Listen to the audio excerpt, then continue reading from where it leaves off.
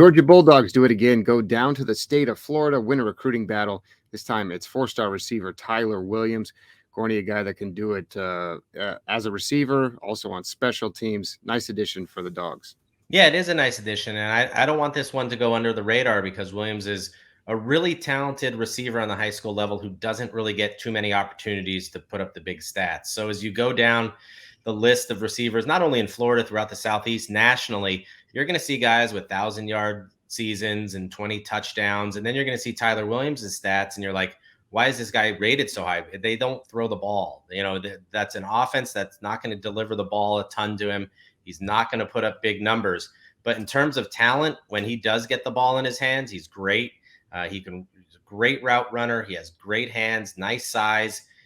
He's going to be a physical receiver for you. And I think once given the opportunity to get the ball in his hands, he's going to do a lot of good things in Athens.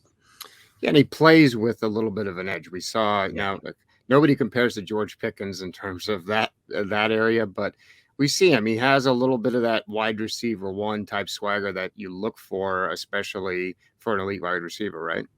Yeah, it's like a dog on a leash. He wants to get off and he wants to run and get going. And right now he's being held back a little bit, which is understandable. The offense is the system that they're running. But once given that opportunity, I think, he's gonna be an alpha wide receiver, not back down to anybody. And we've seen with Georgia's offense this year and last year, they're going to throw the ball around, but there is still opportunity for guys to get on the field.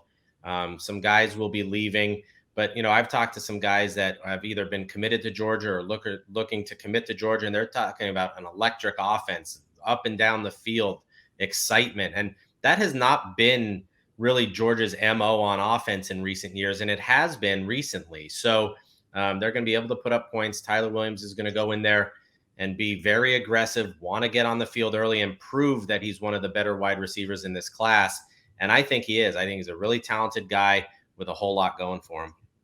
Yeah, Polk County has, at least in the last 10 years, not exactly a pipeline for the Dogs. They did go get Arian Smith a couple of years ago. He's had some injury problems, but now they go get Tyler Williams. You think they're kind of opening that pipeline to Lakeland specifically and just that whole area?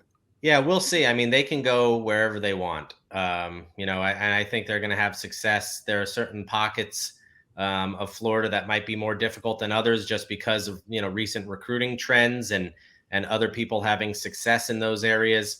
But I think Georgia's recruiting staff is maybe the best in the country. Kirby has clearly become one of the best recruiters, if not the best recruiting head coach in the country. I still think Nick Saban's the best closer, but in terms of just making it clear to top targets that they're wanted once they get to Athens, the experience they have, and then the follow through with how important that is, I think Georgia's will be able to go into the Lakeland area, into Orlando, and get whatever they want. And Tyler Williams was a guy that they wanted. Others did too. Miami and many other schools were after this kid. But Georgia went in and got him, and I think it speaks to the ability of that entire staff to recruit their butts off and go get guys that they really want. All right, so nice addition for Georgia. Be sure to check out UGAsports.com for more coverage of the Dogs.